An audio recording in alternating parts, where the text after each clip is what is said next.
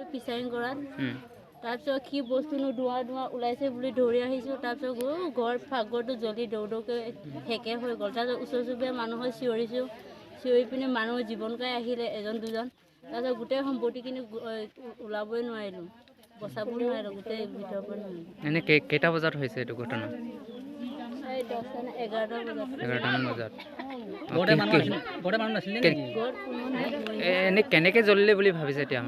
মোৰ পৰা খাই নোপোৱা নেকি, কাৰেণ্ট শ্বৰ্ট কৰি জ্বলিছে বুলি সন্দেহ কৰা হৈছে।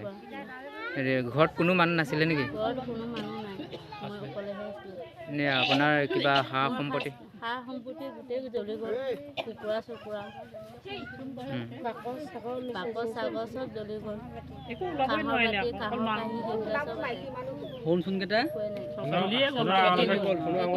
এতিয়া নিজে পিন্ধিবলৈ মেখেলা এটা নাই, নিজে কাপোৰ কানি পিন্ধিবলৈ কাঁহী বাতি এটাও নাই। কিবা ডকুমেণ্টছ পাতি জ্বলিছে নেকি? চব জ্বলি গ'ল, ওলাবই নোৱাৰিলোঁ মই। আপোনাৰ নাম? মোৰ নাম মনেশ্বৰী দেউৰী। মনেশ্বৰী দেউৰী। এই ওচৰ চুবুৰীয়া হিচাপে কি হৈছিলে আপোনালোকৰ কিবা কওকচোন। এনে ওচৰ চুবুৰীয়া হিচাপে মানে বৰ দুখৰ বিষয় এইটো। ঘটনা হৈছে কি, ইমান ডাঙৰ ঘৰখন পটকেই জ্বলি থাকিলে মুখতে কথা ক'বলৈকে ওলাবলগীয়া নহয়, ওলাব পৰা নাই। এতিয়া বিৰাট দুখৰ বিষয়, এইটো দুখ লাগিছোঁ আমাৰ মনতে। ইমান ডাঙৰ ঘৰখন বনোৱা হৈছিলে, এতিয়া ঘৰৰ যিটো মালিক সিও ইয়াতে নাই, অৰুণাচলত কিবা কাম কৰিবলৈ গৈ আছে। সি ইতিমধ্যে খবৰটো পাইছে, আহিব। তাৰপিছত আমি জ্বলাৰ প্ৰায় 11মান সময়ত এই ঘৰটো জ্বলিছে। ঠিক সেই সময়তে আমি আহি পাইছোঁ। আহি পোৱাৰ লগে লগে আমি ওচৰলৈ সোমাবই নোৱাৰিলোঁ, গোটেই ঘৰখন দুমদাম জ্বলি গ'ল। মানে প্ৰায় 100 মিটাৰ আঁতৰলৈকে ইয়াৰ তাপ বিয়পি পৰিছে। সেইকাৰণে আমি একো উলিয়াবগৈ নোৱাৰিলোঁ, সহায় সহযোগ তেনেকৈ কৰিব নোৱাৰিলোঁ। প্ৰায় ব্ৰিগেডত ফোন কৰিছিলোঁ, কিন্তু আহি পোৱা কিছু পলম হ'ল। তেওঁলোকে আহি পেলাই হ'লেও জুইটো নিৰ্বাপন কৰিলে। তেখেতসকল নোহোৱা হ'লে ইমান সময় জ্বলিয়ে থাকিলেহেঁতেন। তেখেতসকলে যথেষ্ট সহায় সহযোগ কৰিলে আমাক। এতিয়া জুই নিৰ্বাপিত হৈছে আৰু প্ৰায় 10-11 লাখ টকাৰ সা সম্পত্তি ইয়াতে ভস্মীভূত হৈছে গড়খনত। ডাঙৰ পৰিয়াল আছিলে, বৃহত্তৰ গড় আছিলে, দেখিছে আপোনালোকে সকলোৱে। কথাখিনি এনেকুৱা, মই জনামতে মানুহজনী মাটিতে খাটা কাম কৰি আছিলে। ইতিমধ্যে তেওঁলোকে খোৱা বোৱা কামটো 9টা বজাত 9:30 বজাতে শেষ কৰি দিলে। তাৰপিছতে আহি পেলাই বাহিৰা কামখিনি কৰি থাকোঁতে ঘৰৰ ভিতৰত যেতিয়া জুই জ্বলিছে, তেতিয়াহে গম পাইছে যে ঘৰত জুই জ্বলিছে। তাৰপিছত সোমাই আহি পেলাইতো একো মাইকী মানুহজনীয়ে মানে একো হেৰি কৰিব নোৱাৰিলে, ডাঙৰ ডাঙৰ বাকচবিলাক সা সম্পত্তিবিলাক তেখেতে একো কৰিব নোৱাৰিলে। পিছত জুই জ্বলাৰ প্ৰায় 10 মিনিটমানৰ পাছত গেছটো ব্লাষ্ট হৈছে। গেছটো ব্লাষ্ট হোৱাৰ পিছতহে মানে বেছি জুইটো আৰু জ্বলি গুচি গ'ল। তাকে আমি আজি প্ৰায় এসপ্তাহ 10 দিনমানৰ আগতে ইয়াতে ইলেক্ট্ৰিক কাৰেণ্টটো তেওঁলোকে মিটাৰ বক্সটো কি বুলি কয়, সেইটো স্মাৰ্ট মিটাৰ ফিটিং কৰিছিলে সন্ধিয়া সময়ত বুলি কৈছে। সন্ধিয়া সময়ত আহি তেওঁলোকে কৰদৰকৈ স্মাৰ্ট মিটাৰ ফিটিং কৰি পেলাই গুচি গ'লগৈ। আমাৰ সকলোৱে সন্দেহ কৰিছে স্মাৰ্ট মিটাৰৰ ওপৰতহে। কৰদৰকৈ আহিলে, কৰদৰকৈ ফিটিং কৰি গুচি গ'ল। কি কৰিলে কি নকৰিলে, লাইন জ্বলি গ'ল, বছ আমি গুৰুত্ব নিদিলোঁ।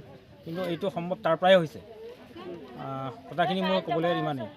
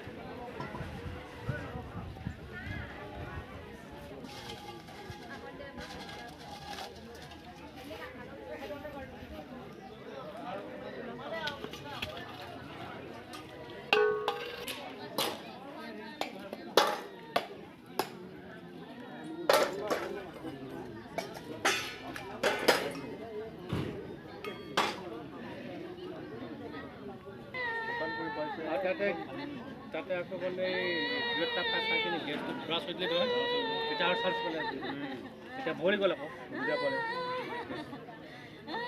ভাল দেই চাচোন, এই সামনেও ৰুগী পাই এই ঘৰলৈকে পালে, ঘৰলৈকে ভাল। এই খেৰতে চাৰ্জ নকৰিলে